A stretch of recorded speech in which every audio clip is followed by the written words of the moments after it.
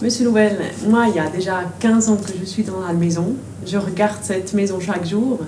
Vous venez, ouais, pas tellement souvent. La dernière fois, je crois, il y a 8 ans, quand on avait la 10e année, le jubilé.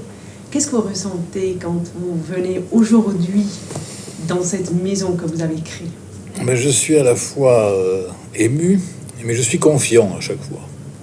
Parce que je sais que vous en prenez soin. Et effectivement, quand on arrive, on sent que le bâtiment appartient à la ville dans sa composition urbaine et dans son architecture, mais aussi à la ville dans la vie. Hein. Et on sent qu'il a des racines, on sent qu'il est naturellement là. Et ça, à chaque fois, ça me touche parce que je dirais pas que je l'oublie, mais je le retrouve simplement. Et le fait de ressentir et l'échelle et je dirais l'impression de l'intégration avec la place et le côté acéré de l'auvent par rapport aux montagnes et par rapport à ça. Bon, c'est à chaque fois une grande émotion. Merci beaucoup. Est-ce que quelle vision aviez-vous eue quand vous aviez créé ce centre de culture? Et puis cette vision, aujourd'hui, vous la retrouvez? Elle a été vraiment réalisée? Oui, parce que je crois qu'il y avait des raisons très fortes sur l'appartenance de ce bâtiment à Lucerne. Je suis un architecte contextuel, vous le savez, donc j'essaie de trouver quand même toujours les échos, les vraies raisons de faire du sens et du sensible tout le temps. Donc je crois que cette place couverte, elle fait beaucoup de sens par rapport à notre climat, elle fait du sens par rapport à l'architecture qui précède, qui souvent se protège de la neige, de la pluie et du soleil aussi d'ailleurs. Il y a aussi une intégration dans un quartier où il y a tellement de confluences, tellement de rapprochements et de contrastes. Il y a la gare qui est là avec toute sa puissance. Il y avait la Poste, j'ai eu une université dont je ne parlerai pas, mais qui quand même pourrait nous pénaliser un tout petit peu. Il y a le lac formidable et ses bateaux, il y a ce panorama. Donc il fallait utiliser tout ça. Il fallait faire le bâtiment avec tout cela. Et je crois que maintenant, ce bâtiment est un des monuments de la ville, mais un des monuments vivants. En plus, j'aime bien les rituels. Donc, le rituel du festival est formidable. Et à travers ce festival et d'autres programmations, vous avez une série de rituels. Je pense que ce bâtiment, donc, doit se plier et doit s'enrichir avec tout cela. Il doit résister, c'est la première chose. Les grandes architectures, normalement, on les bouscule pas trop quand même. Mais elles doivent, dans leur aménagement, dans les détails, etc., progresser encore. Et de quoi souvenez-vous avec joie en pensant à cette conception, à la construction? Si vous regardez en arrière, c'était quel le moment le plus émouvant en construisant cette maison? Bon, il y a eu des moments émouvants dans la conception, déjà, en particulier dans la conception de la salle avec les chambres d'écho, avec Rose Johnson. Bon, ça a été une vraie aventure, quoi, une invention. C'était quand même en termes de définition d'une salle de concert, une affirmation de l'identité de Lucerne aussi. Ensuite, de par les principes qui ont été retenus, il est évident que la construction, voir apparaître la place, le porte-à-faux, le bâtiment dans la ville progressivement, comme ça, avec une phase un peu bizarre, je ne sais pas si vous vous en souvenez, quand la salle était seule et que entre 98, après 98, elle était seule et on a terminé en 2000. Là, il y avait une phase un peu étonnante. Là, ça aurait été très grave si on s'était arrêté à ce moment-là, quoi. Ouais.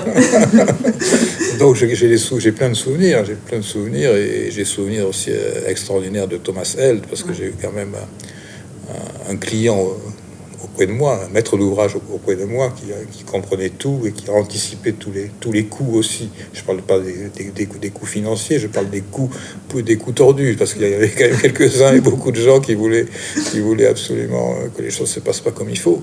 Et ça a été quelqu'un de déterminant dans la qualité de ce bâtiment. Ouais.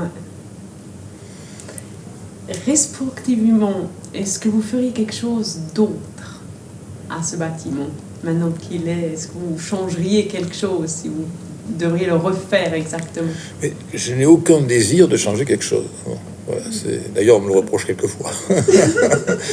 je peux répondre à des tas de questions sur l'évolution par rapport à la vie du bâtiment. Mais ce que j'explique toujours, c'est que une architecture se fait en fonction de différents paramètres contextuels et que l'histoire et le temps est un paramètre. Donc probablement que si je faisais ce bâtiment aujourd'hui, j'aurais un peu plus de technique à ma disposition. Il y a aussi eu une évolution culturelle et historique, donc peut-être que le bâtiment ne serait pas le même. Mais de toute façon, c'est une fausse question, parce que sinon on ne peut jamais regretter un bâtiment. Un bâtiment est le témoignage d'une époque, et ce qui le rend formidable, ce qui rend formidable une ville, ce qui rend formidable la ville de Lucerne, c'est la succession de tous ces témoignages historiques des générations qui sont passées. Et on ne veut surtout pas que les bâtiments s'adaptent au fur et à mesure. Non, on les veut aussi comme témoignage. Or, c'est un témoignage extraordinaire du passage du siècle. Je trouve que ce bâtiment est là comme symbolique du passage du XXe siècle au XXIe dans l'histoire de l'architecture.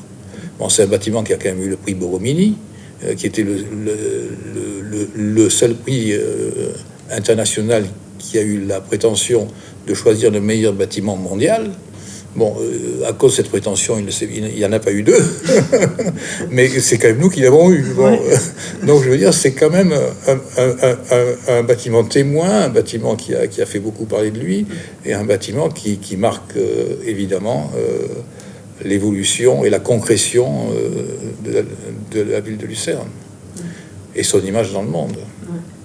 Et si on regarde l'évolution que vous avez fait, ou regardez toutes ces années après que vous avez fait cette maison, vous en avez fait encore plein d'autres.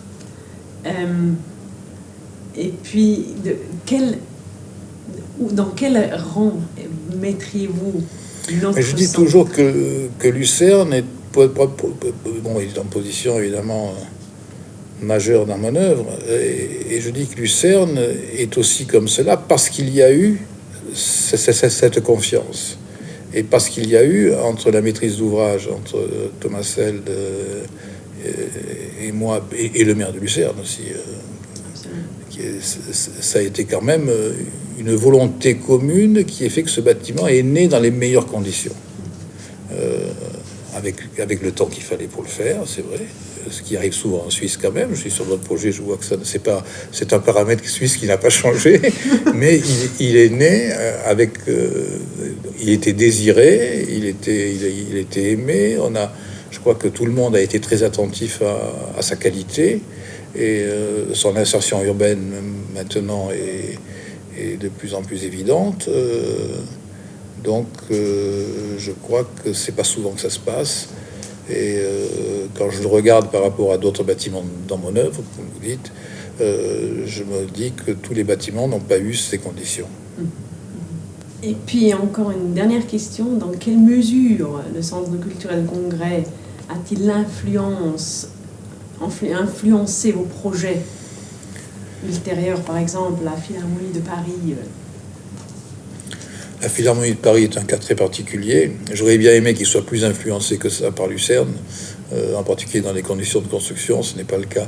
Mais à chaque fois qu'il y a un événement majeur comme ça, ça laisse des traces. Effectivement, il y a des influences volontaires ou involontaires, mais souvent volontaires, qui restent et qui se lisent dans les bâtiments suivants.